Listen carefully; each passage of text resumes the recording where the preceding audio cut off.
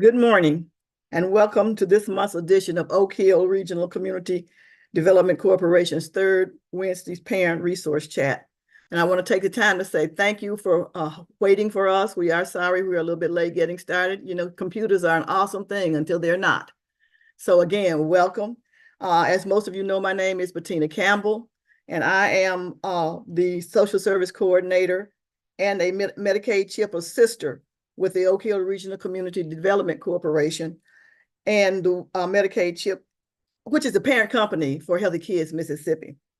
I'm again your moderator for today, and we have with us listening Sister Lottie Miner, who is our program manager for the Oak Hill Regional Community Development Corporation, and also Mr. Thomas Duke Robinson, whom we couldn't do without, as he is our technology director and our metrics director. So again, welcome. We want to take time to recognize our president, Jennifer Garrett, and our executive director, Dr. Michael O. Miner. In addition to the Zoomcast, we are streaming this webinar today on the Oak Hill Regional Community Development Corporation Healthy Kids Mississippi pages.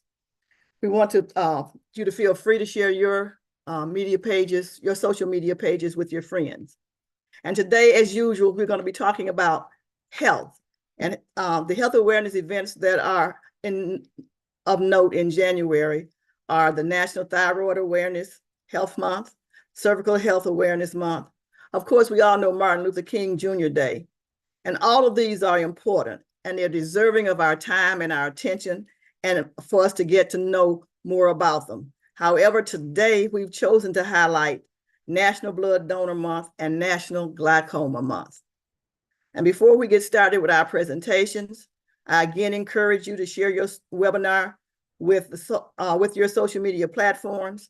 And then I want you to get out your pencil and paper so that you can take notes and write down any questions or concerns that you may have as our guests go through their presentations, because we will definitely save time at the end of Dr. Hurd's presentation for you to be able to ask questions and get your answers, or to share any concerns and comments with us. Our first speaker today is Ms. Keisha. She is the Community Affairs Manager for Vitalant? Yes, Vitalant.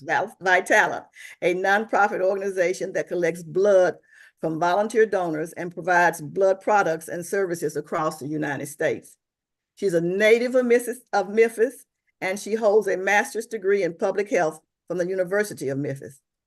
Keisha spent her formative years of her career from 1993 to 2011 as a former executive director of the court-appointed Special Advocacy, where she advocated for children who were impacted by neglect and abuse and who were being litigated in juvenile court.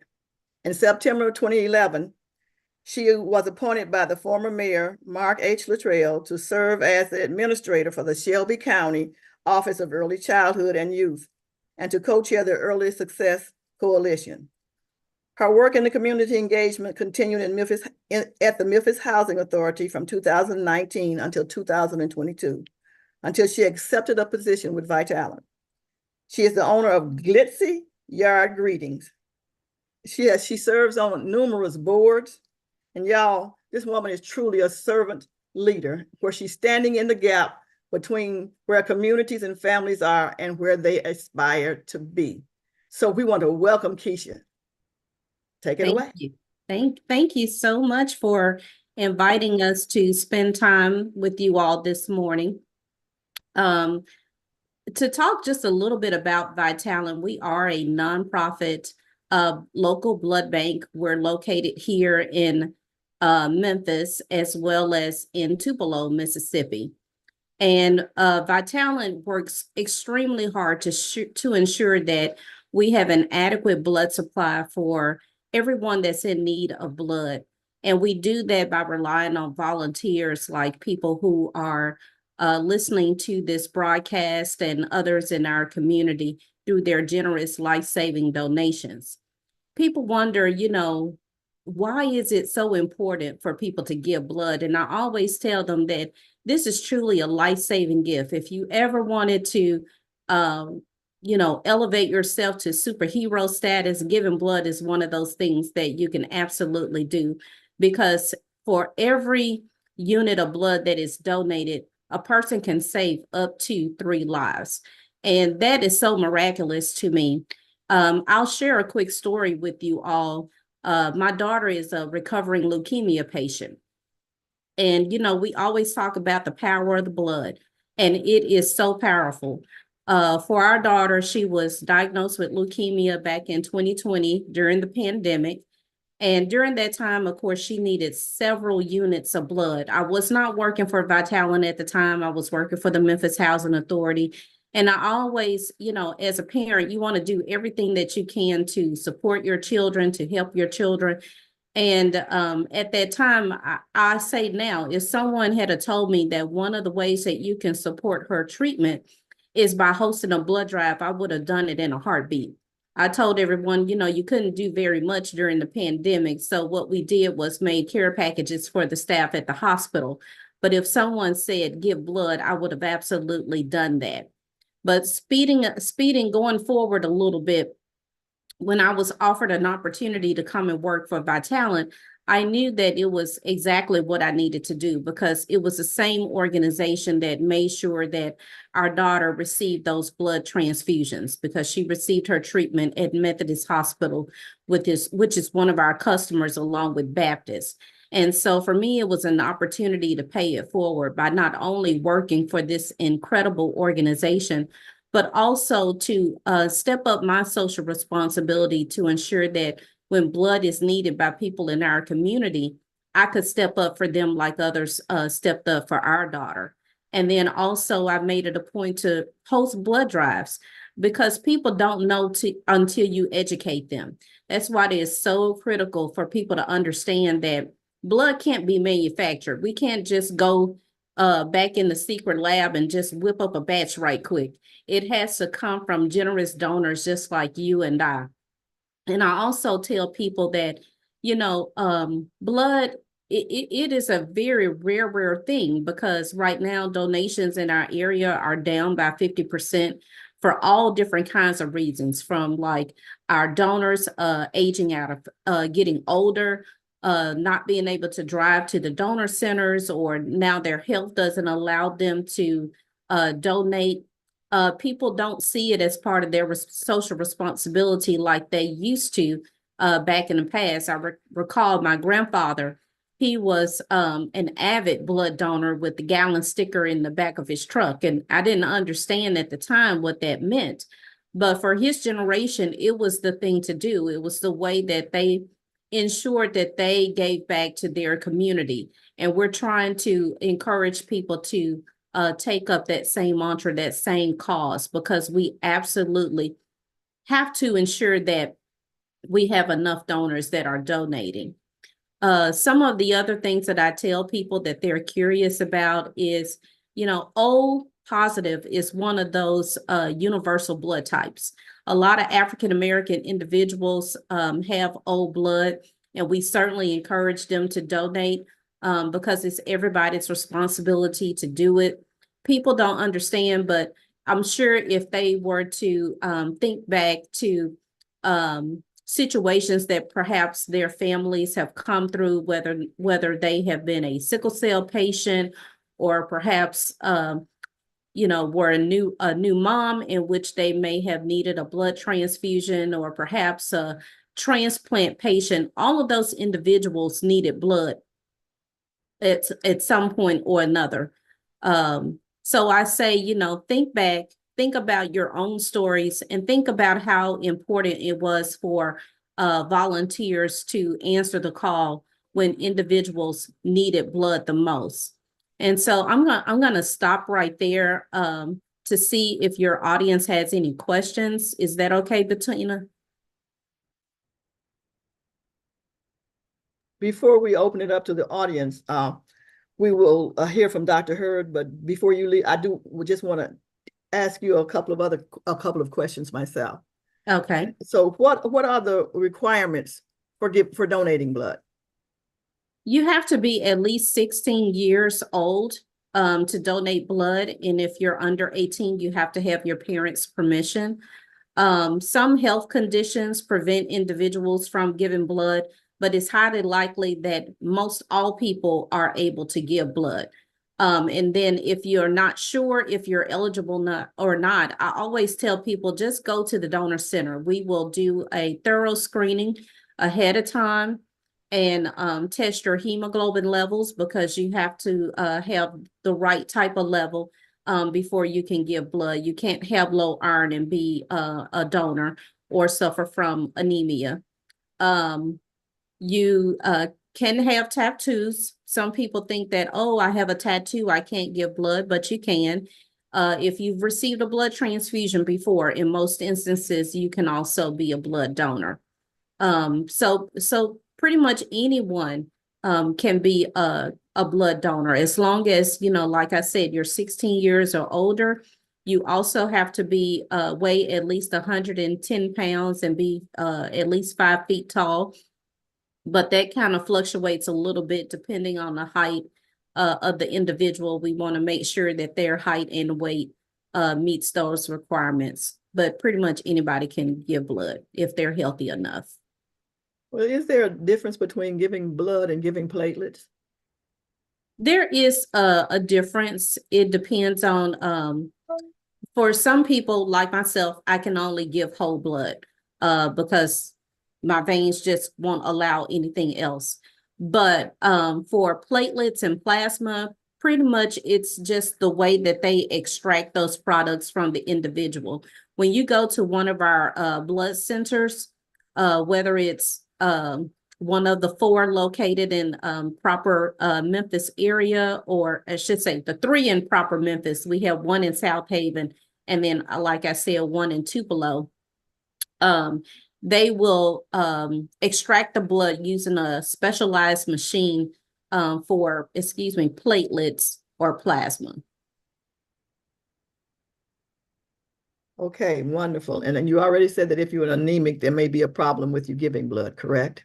That is correct. And we will test your hemoglobin, because sometimes people, you know, they may be anemic, but for that particular day and time, their hemoglobin levels are high enough for them to give. Wonderful. So the one other question before we move on to Dr. Hurd's presentation. A lot of times people are concerned that if I give blood, they're going to be able to give me something. You know, they'll be able to inject something into my system.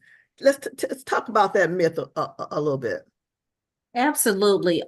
We understand that a lot of individuals have concerns about giving blood, or just have medical mistrust in general, which we don't discount that. I mean, there are so many reasons why people distrust the medical system, but we do not inject anything in anybody, nor do we take unhealthy blood and give it to anybody else.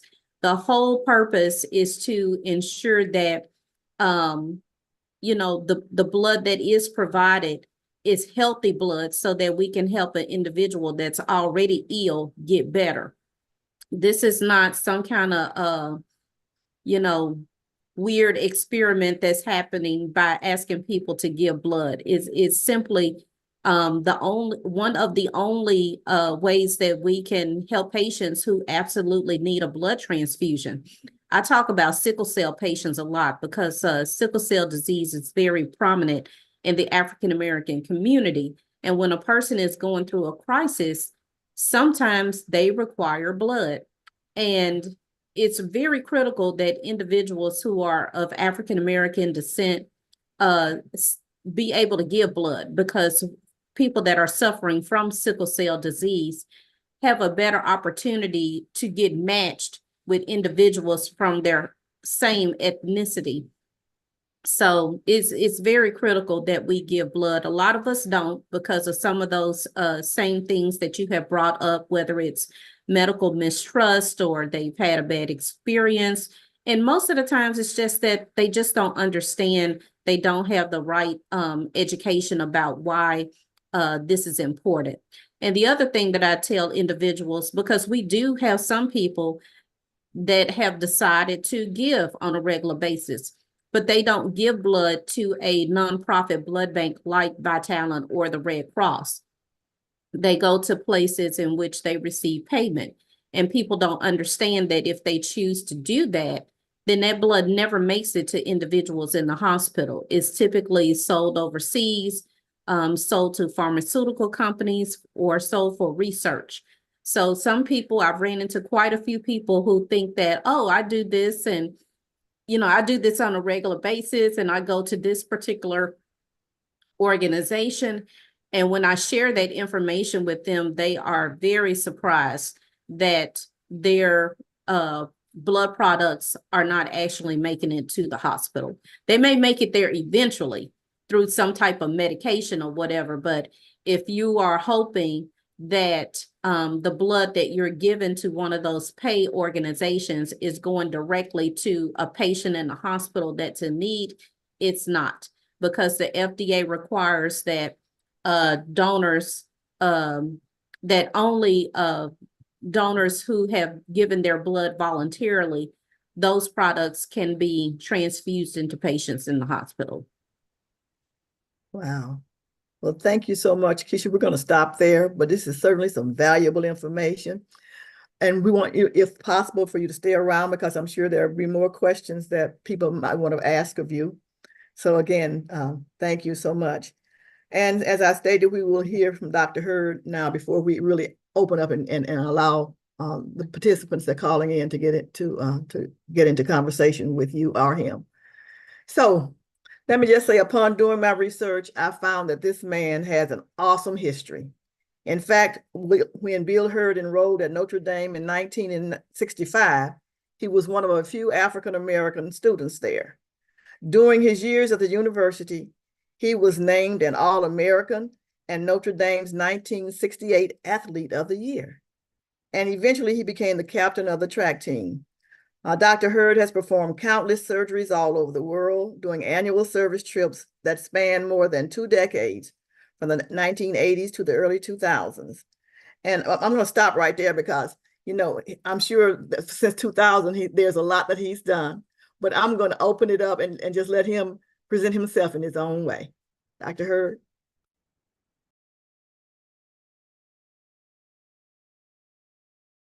Sir, you're muted.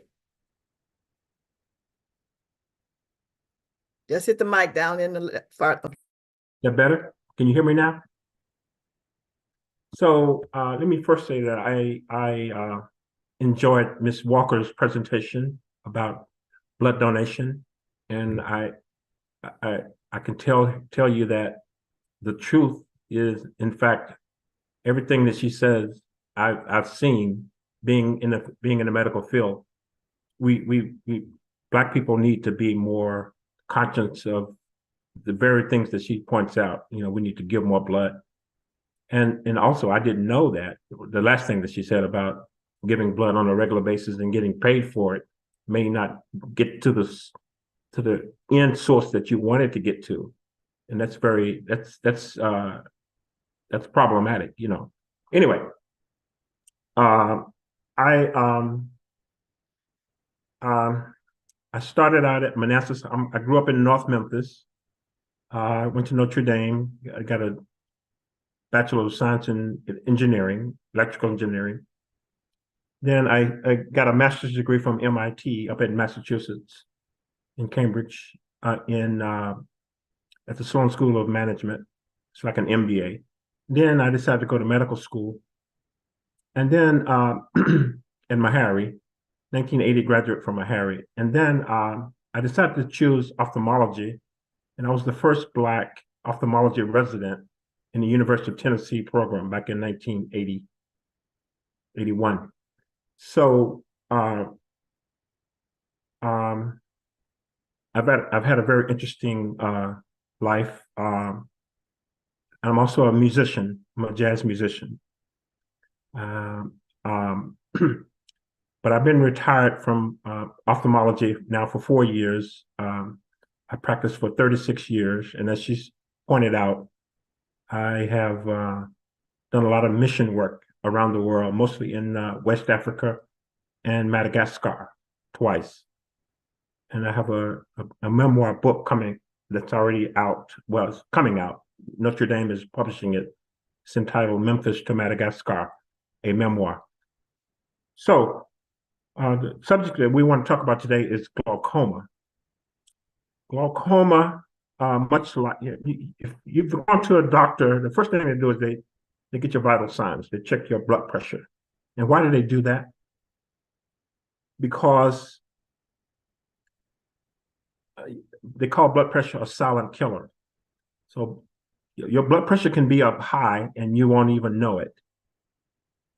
Your blood pressure can be 180 over 100 or 200 over 110. And that's leading towards stroke or heart attack range. And you won't even know it until somebody checks it. So similarly with glaucoma, the pressure inside of your eyeball needs to be within a certain range from 10 millimeters of mercury to 20. Now, if it's above that 20 level, I'm talking in generalities now, and if it stays above 20, that's a setup for glaucoma where elevated pressure inside of the eyeball beats on the optic nerve coming from the brain, and it destroys the optic nerve. And once that nerve is destroyed, that's irreparable. And plus, on top of that, there are no symptoms if the pressure is high.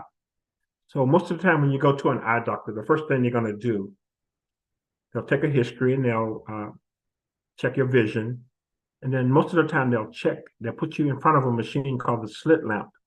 You put your chin in there and they'll put some drops in your eye, and they'll either blow some air or they'll put a tonometer and check the pressure in your eye. And then they'll look at your nerve. And we do that on all patients above 40 years old, because 40 years old seems to be some kind of magical cutoff where the incidence of glaucoma rises. Glaucoma is more prevalent in Black people. And there's a reason. It's tied to, number one, genetics. So we always ask the patient, anybody in your family use drops every day for glaucoma? Or is anybody blind for some unknown reason? So it's important, taking a family history, of course. And then the way the optic nerve looks, there's a characteristic appearance of the optic nerve if it's a glaucomatous eye. So if the pressure is high and the optic nerve looks characteristic of a glaucomatous nerve, then we start the patient on eye drops. Usually the first line of defense is 1 drop a day, usually something like latanoprost or Lumagan or Travatan, 1 drop in each eye in the evening time. And most of the time, most patients who have glaucoma, there are basically two types of glaucoma. There's the open angle glaucoma, and then there's the closed angle. Most people have the open angle. And the angle refers to if this is the iris plane, and this is the cornea, the angle is right there between the cornea and the iris.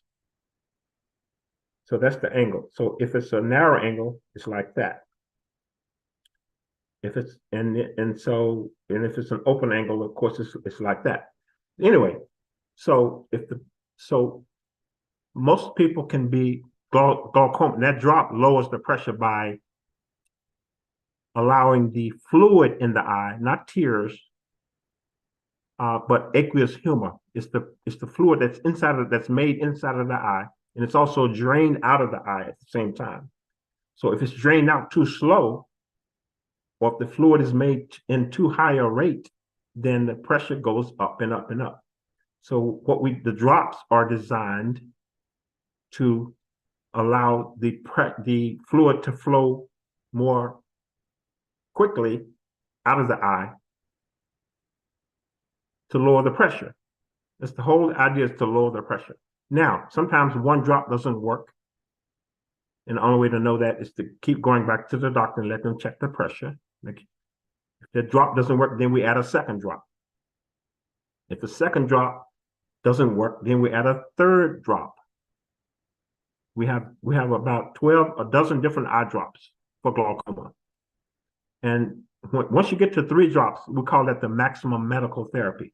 Then if that doesn't work, then you have to go to some other more invasive procedure, like a laser procedure, to make small openings in that angle to allow the fluid to go through, or you have to have a surgical procedure called a trabeculectomy to make a surgical opening. You have to do whatever you can to lower the pressure. And again, you can't feel, the patient said, well, I don't feel any pressure in my eyes, because there are no sensitive nerves to tell you that your pressure is up high. Just like you can't tell if your blood pressure is up unless you get a headache or something. But anyway, so it's a tricky. Now, if a patient has cataracts, we can just take the cataract off and your vision goes back to normal. But if you have glaucoma, if you have loss of vision from glaucoma, that vision is lost. You can't go back and get that. So that's why it's so important we check all patients for glaucoma in a general eye exam. That's part of the regular eye exam. And if that doctor didn't check you for glaucoma, then that doctor didn't do a complete eye exam. So basically, that's basically it. The important thing to do is to go get your eyes checked regularly. And even if you go to an optometrist and not an ophthalmologist like me, that optometrist will check you for glaucoma. Even if you go looking just to get some glasses, that optometrist will check you for glaucoma. And an optometrist is able to prescribe eye drops. But if the drops don't work, then that optometrist will generally refer that patient to an ophthalmologist or to a glaucoma specialist. And that's basically it.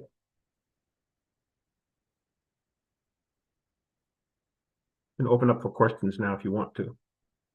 Okay, well, thank you so much, Dr. Hurd. I've not had it explained quite that thorough before, so I really want to say thank you for that, and we certainly appreciate you coming on at the 9th hour to rescue us today. Okay. But I do have I want to just make sure that I clarify what I heard. Okay. And what I heard you say is that there is nothing preventative that as an individual I can do except make sure that I'm getting a regular eye checkup. That's correct. Correct. And how often is regular? For people with a family history of blindness or unknown reasons, anybody over 40 years old, and let me make one other statement. Blood pressure and pressure in the eye are not related. Okay. But anybody who is 40 years, I would say once a year. At least once a year. At least once a year. Wonderful. Yeah. And so if they do that and by chance they are discovered to have high eye pressure, then yes. the drops bring it down so they don't have to panic. There is, and it's better to know than to not know. And it's better to get it because early. There are ways that we can reduce that and possibly keep it from getting up to the 4 drops or 3 drops a day or whatever. Which happens 80% of the time. Yes, that's true. All right, 80%. That's nice. That's nice. Yeah. But you got to catch it early though. Okay. All right. So again, I want to thank you for your for sharing, and we're going to ask the Duke if you can. It was time for questions and answers. So if you will open it up and see if there are any questions on social media, we'll ask those first. If not, then we will go to the ones on Zoom, and there are some in Zoom. Okay, if anyone on Zoom has a question, please raise your hand and we'll unmute your mic.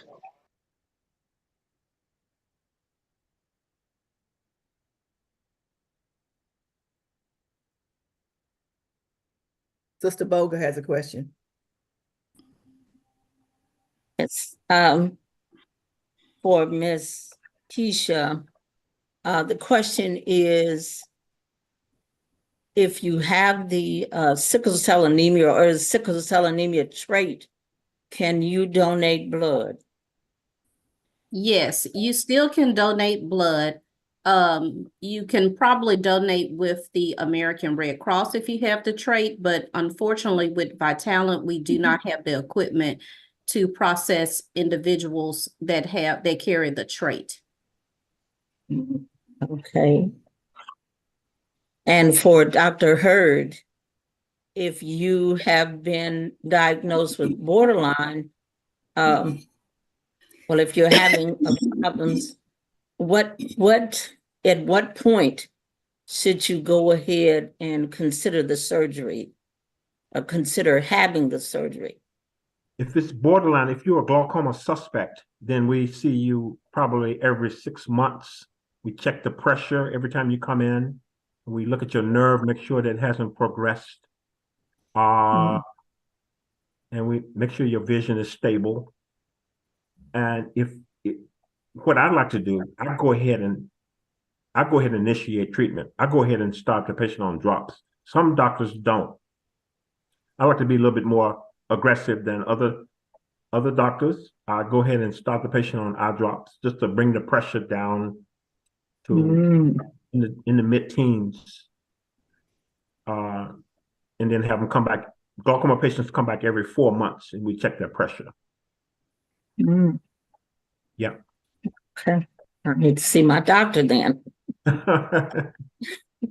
Okay, and if you you're diagnosed with, Yes. you're fearful Glaucoma. of having the surgery, The surgery is a last resort. We try yes, drops first. right. That's the good thing about it. Most patients are well controlled with eye drops, and most patients are controlled with just one drop. So Okay. you're not going to go blind. If you catch it early, you'll be fine. Okay. And for those that just kind of pushed it, and then the doctor told them you're going to have surgery. Only after they've been on 3 drops. 3 drops. Okay. You can also have a laser procedure, which is not as invasive as surgery. And there's new stuff always coming out too. But the key though is to get it diagnosed early. Yes. Yes. And if you have blind people in your family, try to find out why they're blind. I start out getting a history on my new patients all the time, and they said, "Well, I don't know why she was blind, but she was blind." I said, Some were diabetics.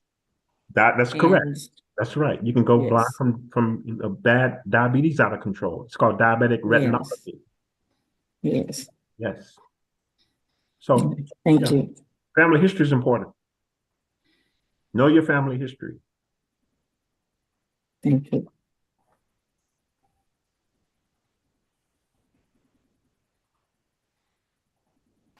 We have another question from Ms. Brenda Wilson. Ms. Brenda Wilson, you can ask your question. Okay, my question is, you say you can't tell if you have pressure on your eye, but are there any quote unquote visible signs that something's going on wrong? I hear people talk about floaters in your eyes and stuff like that. Floaters are not related to glaucoma. Oh, okay. There's a whole lot of things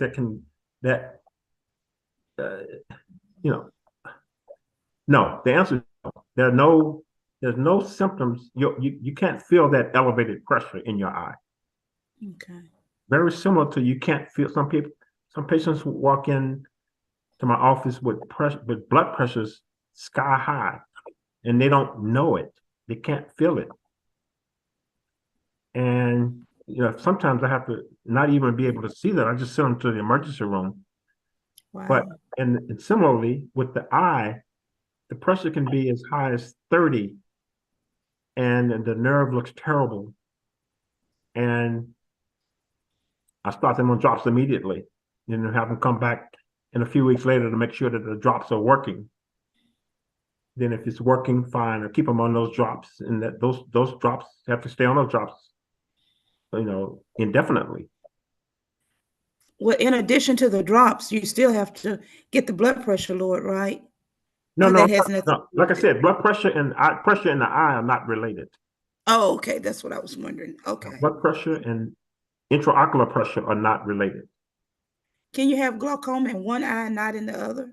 It usually comes in both eyes. Oh, okay, I was just Usually wondering. comes in both eyes. And I could, you know, I don't want to, I mean, I could get real detailed about why Black people have it. It has a lot to do with, you know, we have pigment in our skin, and there's more pigment in the trabecular meshwork in that part of the angle in the eye, and the fluid can't get through there. So it's a lot of theories about why Black people have more glaucoma than white people. Interesting. Miss Keisha, my son used to give plasma quite regularly, and at one point in time, they said his iron level was too high to give it. Do you know, can you expound on why that would be? That's a really good question. I've never really heard anyone saying their iron levels were too high. That's a new one for me. Normally, your iron level is too low and you're not able to give. So I would have to ask our medical team about that one. I don't know the answer to that. I really would like to know because he was giving it quite regularly. His blood was popular, I guess. Well, Thank you. you just never know. I'm curious myself about why it was too high. So that's pretty interesting. Do you know if your son was given plasma to a volunteer blood bank or not? He was doing it at a hospital. He was Oh, doing okay. it at a hospital, yeah.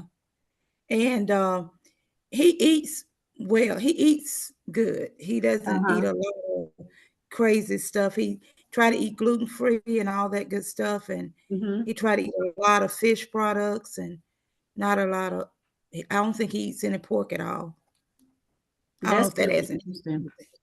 Yeah, I'll find out the answer and I will email Miss Bettina and hopefully she can get that information back to you. Thank you. Thank you. Certainly will. There is a question for you, Dr. Hurd, in the chat. It says, is there such a condition where the optic nerve is disconnected from your eyeball? No. No, people think that, well, trauma, you know. Now the optic nerve Eloise Clark is securely attached to your eyeball. No, you know, a nerve is just like a person who's paraplegic.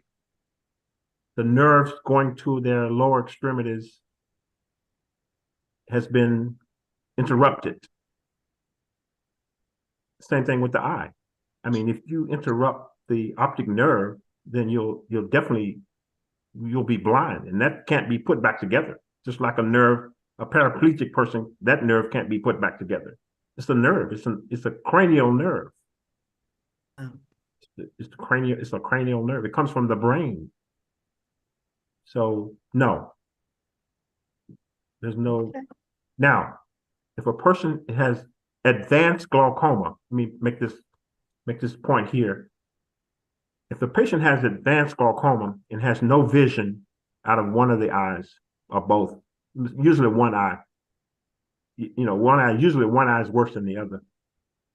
But I've had patients who I've treated so long and we've done everything possible. They've been on 3 drops. They've had laser. They've had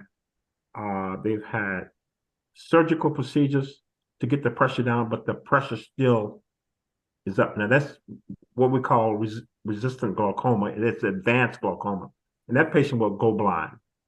And we've done everything we could to lower the pressure, but the pressure just would not lower.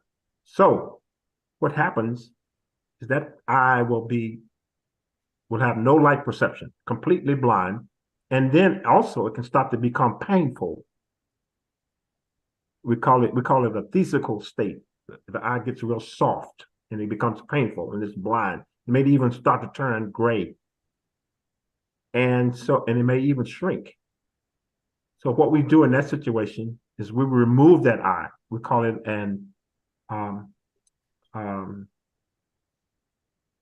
we remove the eye and replace it with a false eye, and we put the muscles on that false eye so that it looks like the other eye. So if you ever see a patient with a false eye, sometimes you can't tell because the plastic surgery is so good. But you can't see out of the false eye, of course, but at least you relieve the patient of the pain because they have no more use for the eye because you can't see out of it. And I've done that I had to do that on many patients, unfortunately. Because you lose sight in one eye, that doesn't necessarily mean you will eventually lose sight in the other eye? Not necessarily, but oftentimes that's what happens. Okay, if there are no other questions. Ms. Latino, we have a question. We have a few more Okay. people that have their hands up. Okay, We're gonna start with Miss Tish. I know she had her hand up for a while, and then we'll go to Miss Perry, and then we'll go to Miss Loretta, and then I have a question from social media for Miss Walker. wonderful. Okay. Hello. Hello. I have a question starting off with Miss Walker. And I may have missed it, so I may be asking a question that you've already touched on. My husband is one of those who donated blood one time and gets a card in the mail from Mississippi Blood Bank. It seems like every month asking him to come back. How often can a fairly healthy person donate blood? You can donate blood every 56 days. And actually, you can donate more often depending on the type of product that you're given. So like, I don't want to quote you wrong. Let's see. Good question. So with platelets, you can give, I believe, every 7 days. And then with plasma, I believe you can give every 28 days. So pretty much like once a month. And that's because the body makes those particular products, blood products. It manufactures those products. Yes, the body is so miraculous. It is That's truly a miracle, That's right. and it regenerates itself constantly. In the bone marrow, I think it is, isn't it? Comes from the bone marrow, right? Mm-hmm.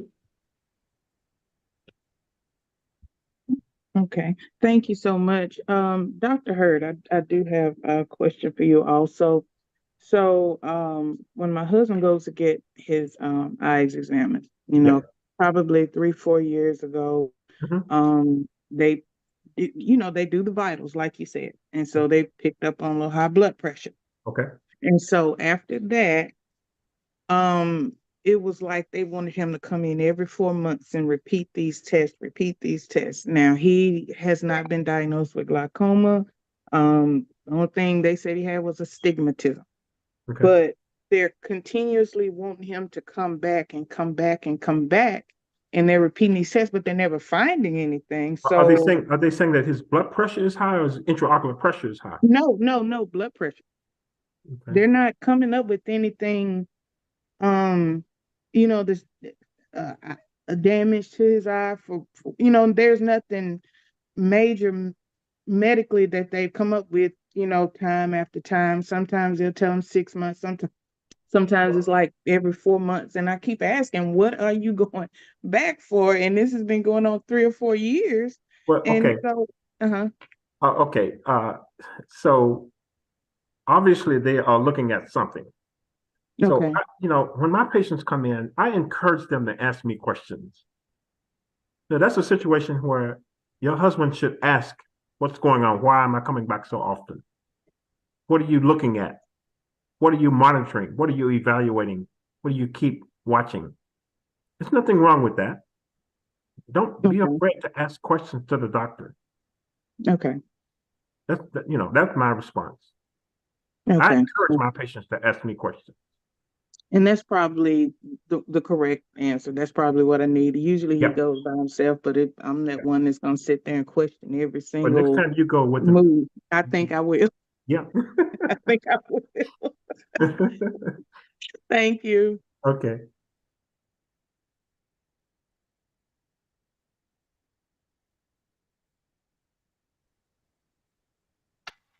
Ms. Perry.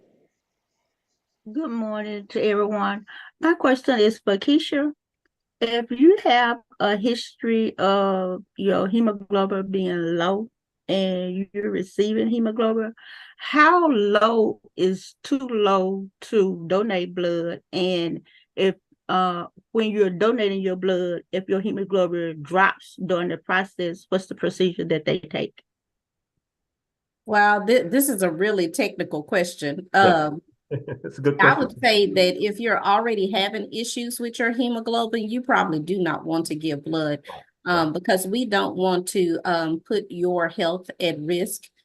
And the probability of your hemoglobin dropping while you're giving blood, we probably won't know that in that very moment. But if you have a reaction of some sort, we have a trained staff that is able to handle that situation. So if you get lightheaded, or if you feel nauseous after you've given blood, or even if you feel nauseous in the process, then we have processes in which we take to try to minimize that situation.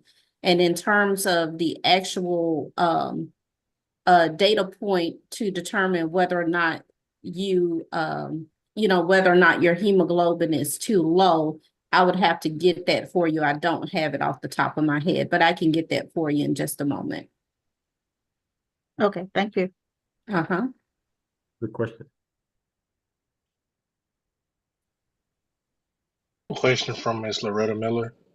Okay, so my question is, I have someone in my family who is getting, okay, I'm the regional health ambassador, Duke.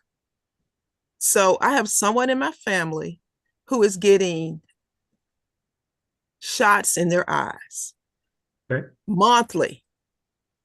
And she says she has to get those shots for the rest of her life because I thought she said something about something behind her eyeball was disconnected. So she has to add fluid to her eyes. Does that sound right? Okay, that has nothing to do with glaucoma, first of all. Let's make that clear. So she didn't have glaucoma and not get it treated. No, that's probably not glaucoma. That's probably either macular degeneration. How old is she? 50. She's about 54 now. Is she very nearsighted? Not that we know of. Is she Never had diabetic? any eye problems. Is she diabetic? Nope. And that's what we thought, not diabetic. Well, that's a retinal problem. That's not glaucoma. Okay. It's not glaucoma. Okay. The vitreous is probably what. It's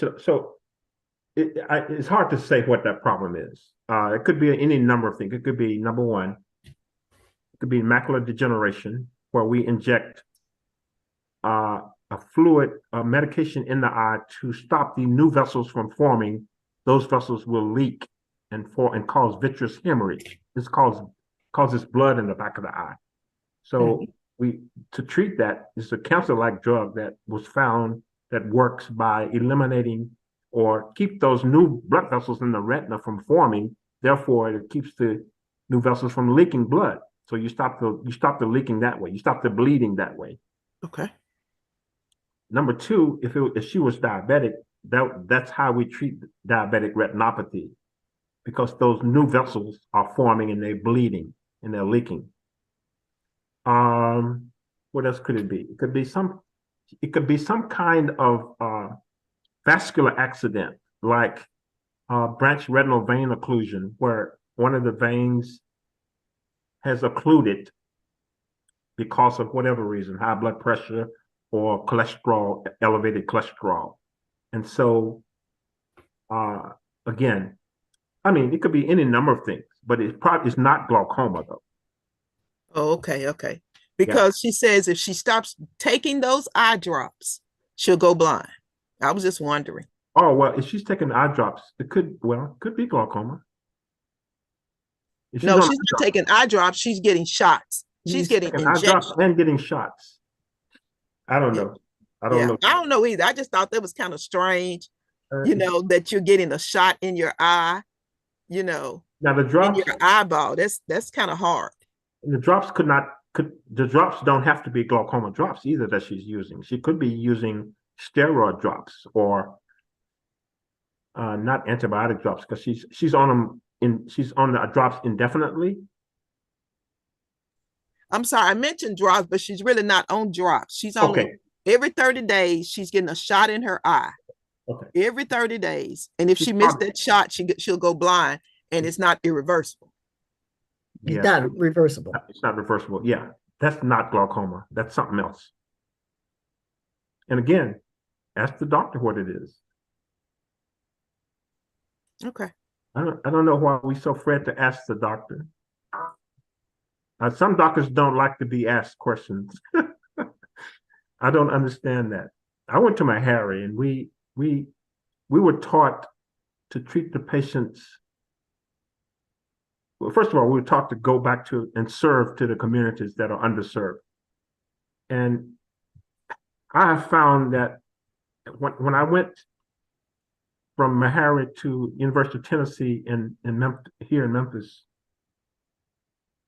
the Black nurses and the Black patients were so happy to see me because they were not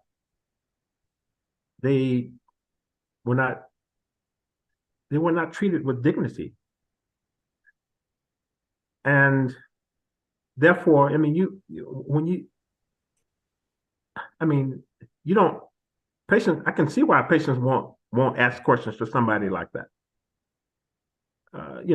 But that's a whole nother topic there of a discussion. Anyway, no, but that's not glaucoma. I think that's something else. That's something that's a retinal person. I bet you it's a doctor that specializes in the retina who's giving her the shots. And so next time you go for the shot, just ask the doctor what's the diagnosis. Okay. Just ask her what's the diagnosis. It's not glaucoma though. And I agree. We're with our bodies 24 hours a day. Yep. 7 days a week. Right. 365 days a year. We can tell the doctor what's wrong with our bodies. Yeah. I used to tell my staff, listen to what the patient is saying. Yeah. I think it's important to remember that you are a partner in this process. Correct. And as the doctor has said, you have a right to ask questions. And if your doctor is not engaging you, then that may not be the best doctor for you. Cool. So, are there any other questions? We're getting near time. We're gonna ask one question from online, and then Ms. Lori Rogers will be the last question that we have. Online question is, can you? I think this one is for Dr. Walker. I mean, Ms. Keisha Walker. Can you speak about products that are used in place of blood for patients like Jehovah's Witnesses who do not accept blood transfusions? Unfortunately, I can't. I'm not a medical professional, so I don't know the answer to that question. Okay, thank you so much. Ms. Lori Rogers, let's see.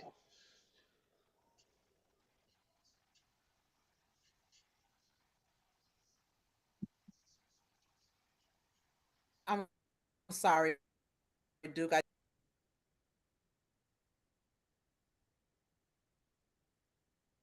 Okay, I think she said she did that by mistake.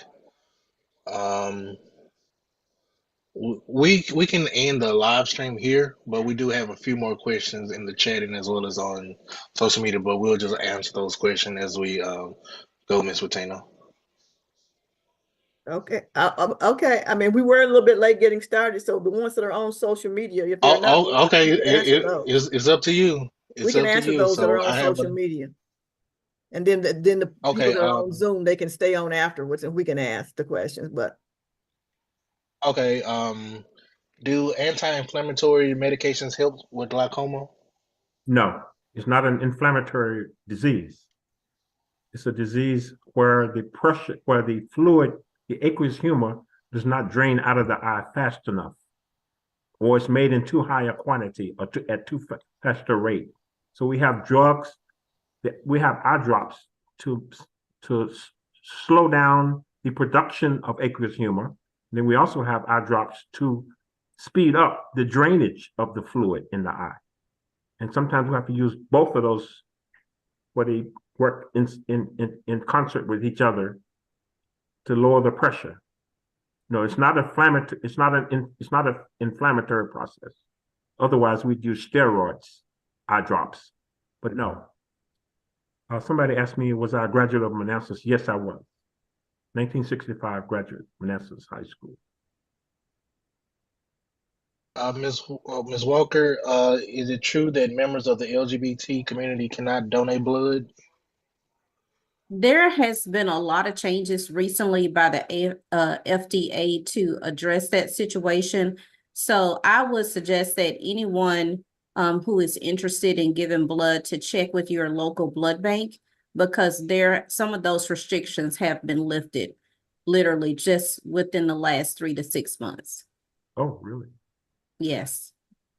In fact, Memphis participated in a national study here regarding that particular issue.